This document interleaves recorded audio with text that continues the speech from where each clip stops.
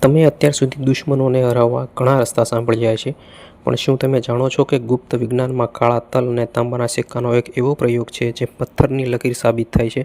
નમસ્કાર મિત્રો, જો તમારા જીવનમાં પણ કોઈ એવો વ્યક્તિ આવી ગયો છે જે તમારી સુખ શાંતિ છીનવી રહ્યો છે, તો આ તંત્ર વિધિ માત્ર 24 કલાકમાં ચમત્કાર બતાવશે. ગમે તેટલો શક્તિશાળી કે અહંકારી વિરોધી કેમ ન હોય, આ ઉપાય પૂરો થતાં જ એની બુદ્ધિ ભ્રષ્ટ થઈ જશે અને પોતાની બધી જ ચાલબાજીઓ ભૂલીને તમારા સામે નમી જશે.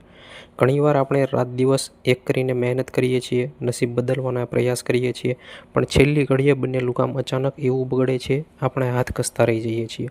આવું કેમ થાય છે? એનું કારણ છે આપણી આસપાસ રહેલા એવા લોકો જેઓ મોઢા પર તો બહુ વહાલા બતાવે છે, પણ પીઠ પાછળ આપણા પતનની આખી યોજના બનાવીને ફરે છે.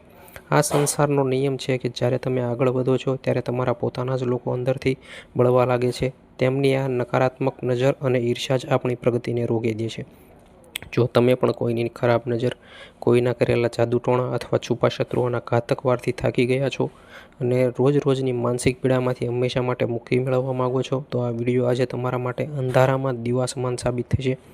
આપણા પ્રાચીન તંકશાસ્ત્રમાં અનેક એવી ગુપ્ત વિધિઓ છુપાયેલી છે જે મોટા રાજાઓના અહંકારને પણ પરવાળમાં તોડી નાખવાની શક્તિ રાખતી હતી.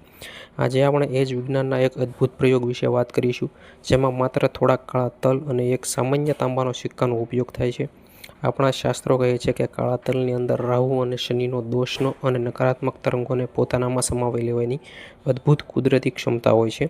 આ પ્રયોગ તમારા ઘરની આસપાસ એક એવું સંરક્ષણ કવચ બનાવી દે કે જેની કોઈની મેલી વિદ્યા ભેદી શકે નહીં. એટલે જ મારી વિનંતી છે, આ વિડીયોને જરા પણ ચૂક્યા વગર પૂરો જોજો, કારણ કે અધૂરી માહિતી લઈને જશો તો તંત્ર પ્રયોગ કરવામાં આવે તો તેનું નુકસાન પણ ભોગવવું પડી શકે છે. એક મુઠ્ઠી કાળા તલ અને એક જૂનો તાંબાનો સિક્કો. જ્યારે આ બંને વસ્તુઓને સાચી દિશા, સાચો સમય અને ગુપ્ત શાબીર મંત્રની શક્તિ આપવામાં આવે ત્યારે એ સીધું અચૂક નિશાન સાધે છે. આ પ્રયોગ થતાં જ તમારા વિરોધીઓ પોતાની હાર સ્વીકારી લેશે અને તમને પરેશાન કરવાનું કાયમ માટે બંધ કરી દેશે. આ વિડીયોમાં આપણે સ્ટેપ બાય સ્ટેપ જોઈશું કે આ વિધિ કયા નક્ષત્રમાં કે કયા વારે કરવી જોઈએ અને એની પાછળનું અસલી રહસ્ય શું છે. આગળ વધતા પહેલાં જો તમે સંકટમોચન હનુમાનના સાચા ભક્ત હોય અને ઈચ્છતા હોય કે બજરંગબલી તમારા પરિવારની રક્ષા કરે, તો અત્યારે જ કોમેન્ટમાં પૂરી શ્રદ્ધા સાથે જય બજરંગબલી કષ્ટ કાપો લખી દેજો. જો તમે આ ચેનલ પર પહેલીવાર આવ્યા હોય તો વિડીયોને લાઇક કરી ચેનલને સબસ્ક્રાઈબ જરૂર કરી લેજો, જેથી આવી જ સાચી અને ગુપ્ત માહિતી તમને મળતી રહે. ચાલો હવે આપણે આ વિડીયોને વિગતવાર સમજીએ. ભક્તો, આજના ઉપાય તમારા જીવનમાં હજારો વિરોધીઓને શાંત કરવા માટે કાફી છે.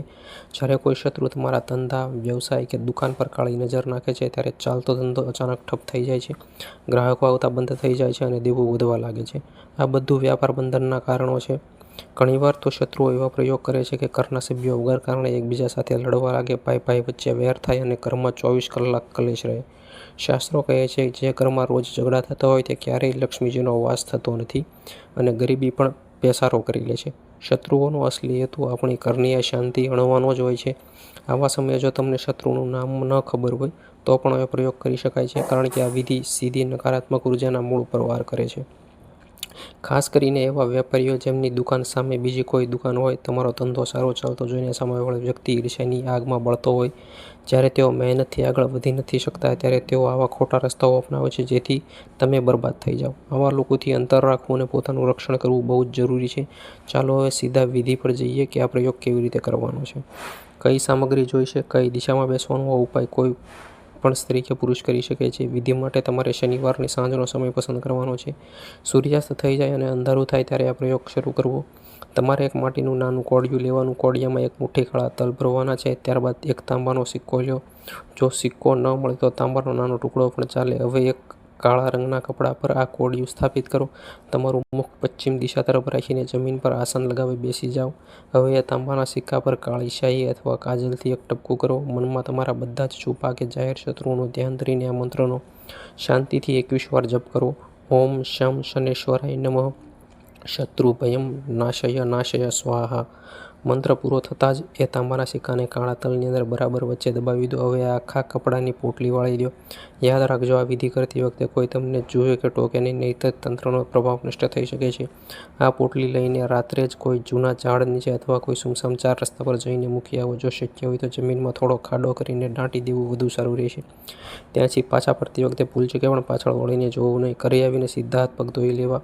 આ સિવાય કાળા તલના બીજા પણ 5 નાના અને અચૂક ઉપાયો જે રોજિંદા જીવનમાં પણ કામ આવે છે. પહેલો ઉપાય: દર શનિવારે થોડા કાળા તલ વહેતા પાણીમાં વહાવવાથી પિતૃદોષ અને શનિ શાંત થાય છે. બીજો ઉપાય: જો ઘરમાં બહુ નકારાત્મકતા હોય તો કાળા તલ અને કપૂરને ભેગા કરીને આખા ઘરમાં તેનો ધૂપ વાપવો. ત્રીજો ઉપાય: નોકરી કે ધંધામાં અડચણ આવતી હોય તો શનિવારે સવારે કાળા તલ રાહુ કેતુના નામે પીપળાના મૂળમાં અર્પણ કરવા. ચોથો ઉપાય: નાના બાળકોને વારંવાર નજર લાગતી જતી હોય છે તો એક કાળા કપડામાં થોડા તલ બાંધીને બાળકના ઓશિકા નીચે રાખવા. પાંચમો ઉપાય: શનિવારે કાળા તલનું દાન કોઈ ગરીબ વ્યક્તિને કરવાથી અટકેલા નાણાં પાછા મળવાના યોગ બને છે. આ ઉપાયો કરતી વખતે પવિત્રતાનું ખાસ ધ્યાન રાખવું.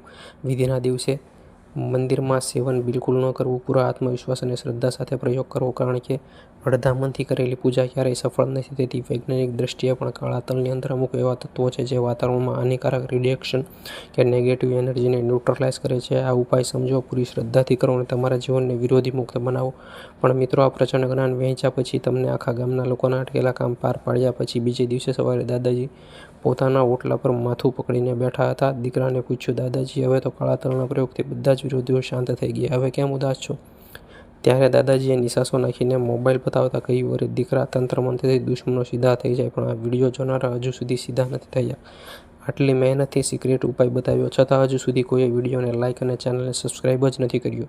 તો દોસ્તો, દાદાજીની મહેનત સફળ કરવા આપણા હમણાં જ વિડીયોને લાઇક કરો, ચેનલને સબસ્ક્રાઈબ કરવાનું ભૂલતા નહીં. જય બજરંગબલી.